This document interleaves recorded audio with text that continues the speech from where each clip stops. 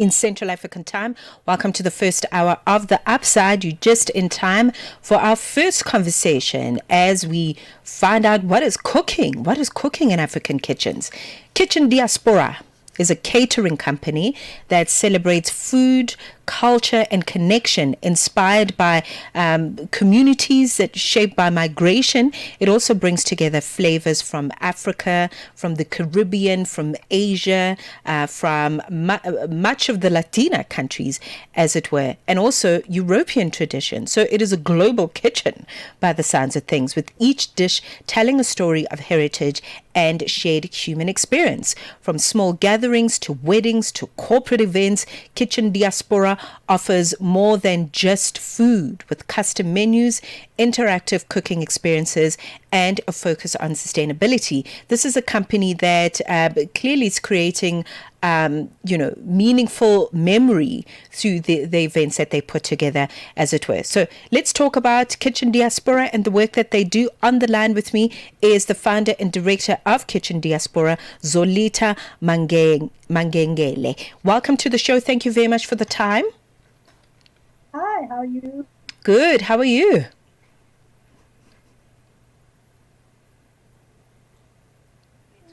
Okay, I think we're going to just try and re-establish a better network situation. We're 16 minutes in. Let's take a break.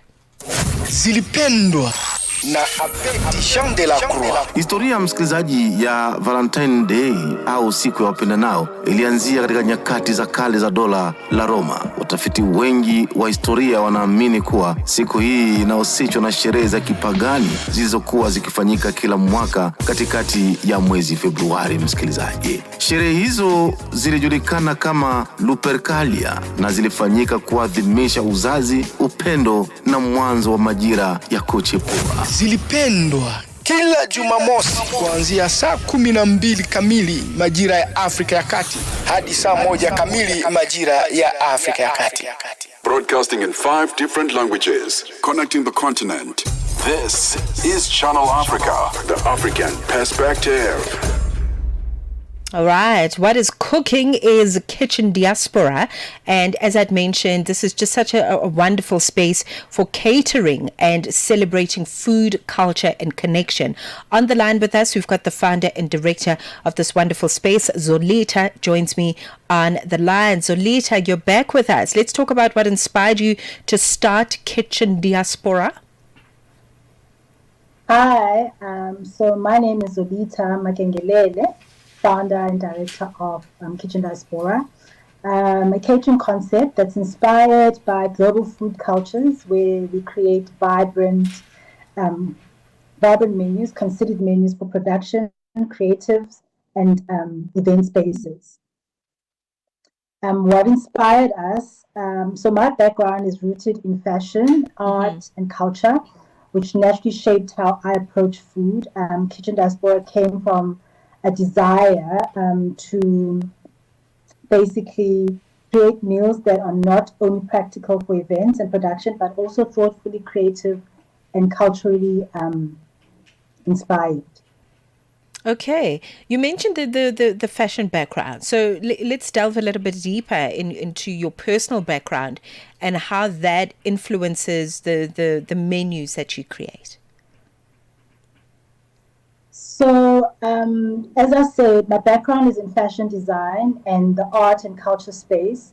So just to take you back to how Kitchen Diaspora got born, I also ran alongside Kitchen Diaspora a concept called the Cook's Table, which started off in 2013 as a dining concept in artist studios where we go in and basically take over artist studio, creating meals that are inspired by the artist and basically designed to look sometimes like the artist's work.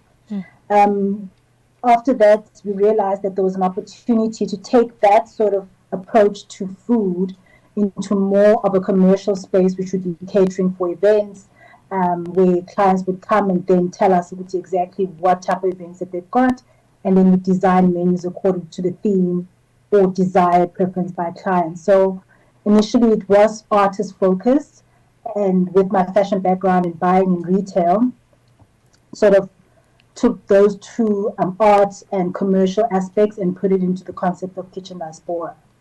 Okay, very interesting. And I really love the fact that you didn't box yourself when we look at, just the different flavors from across the globe. Africa, the Caribbean, Asia is on there, as well as some European traditions that you include in the work. Talk to us about that. Why did you decide to make the space so broad in terms of flavor? So if you look at the concept name itself, Kitchen Diaspora, when you think of a diaspora, it's a network and culture of people that are sort of dispersed all across the continent, all across the globe. And we find ourselves landing in different spots across the world, coming from different backgrounds.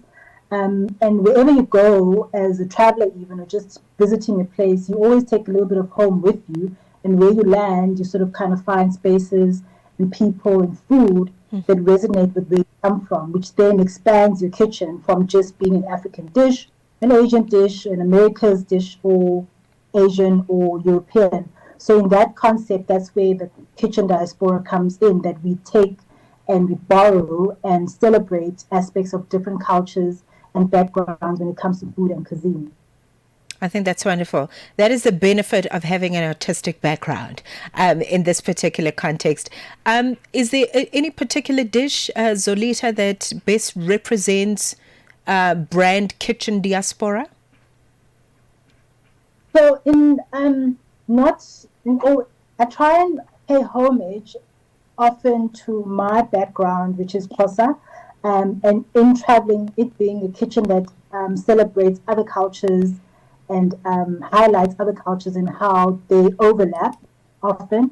So often I lead with my Xhosa background and finding identity or similarity with other cultures. For example, one of the most dishes that I always make an example with is polenta, which is ground maize meal, which we also have in Xhosa, most of African dishes, which is bap in how we approach it. So a dish that always brings us commonality. That's how I always take sort of ground to how I approach every cuisine and every meal that we make. So it's more or less grounded in how all the cultures intertwine and how they all borrow from each other or inspire each other, whether you be in South Africa, Asia, Americas, or in Europe. There's always a common factor in the kind of food that we all eat as people. Okay. If you've just started listening, thank you for lending us an ear. We're in conversation with the founder and director of Diaspora Kitchen, Zolitha, and we really are just talking about food. We're talking about how that is not separate from creative spaces and art, and really just exploring global palettes through the work that she does as a catering company, as it were. Zolitha, let's talk about just the exciting world of catering. I think it's evolving in some really interesting ways. Is there anything you'd like to share on the catering space, particularly for events and for catering for different people? What changes are you seeing that excite you? Particularly for Africa, I would say it's quite exciting that the world is embracing us as a food destination and an authority even to so as far, because what I've noticed is that as I don't want to say it's a trend, but more of an expansion of how African cuisine is expanding and reaching out to the nations, I'd say. And also because of how the world is moving and how people are finding themselves displaced across the world. You find, like I said, a kitchen diaspora, which is expanding from Nigerian restaurants popping up in New York, South African food restaurants popping up in the East. So a lot of space is opening up for South African or even African food. Therefore, you'll find that, for example, in Atlanta, you'll have African, Asian restaurants catering to that position within that district or space. So in that sense, people are not just only now looking at offering canapes with salmon and avo and cocktail, that type of food. People are looking for filling food, not just snacking food, but like a lot of a lot of African food. Sorry, I keep on referencing South Africa because that's where I'm from. But a lot of times people are looking for food that we are familiar with, which is food that's filling, food that's flavorful, food that's vibrant, food that pays homage to who we are, our background, our culture, which is also very colorful and vibrant and exciting, rather than, unfortunately, to say, the bland European Western outlook when it comes to catering. So a lot of it you'll find at a wedding or at a birthday or at a baby shower, rather than just snacking or just finger foods. You've got full-on plates, like you've got your full food, your rice, you've got your colorful, like one dish that's popping up everywhere, it's your jollof rice. Everyone's got a version of, and you find it in the catering event where before things like rice and starches are not items that you find in catering, whereas now the whole spectrum is being catered for. Okay. That's very exciting job that you have, Zolitha. Really, really exciting. Okay, so future goals. I think also perhaps when we look at the fact that we're approaching Africa Month in the month of May, any excitement around that when it comes to culinary exploration and some of the events that you're going to be working on that hopefully will be very, very memorable? Can't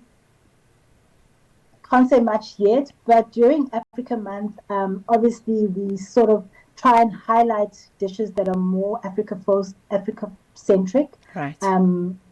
As I've mentioned, it is a kitchen diaspora. It's not specifically to to Africa, but within Africa Month, the directive and the theme would obviously focus more on Africa and African cuisine.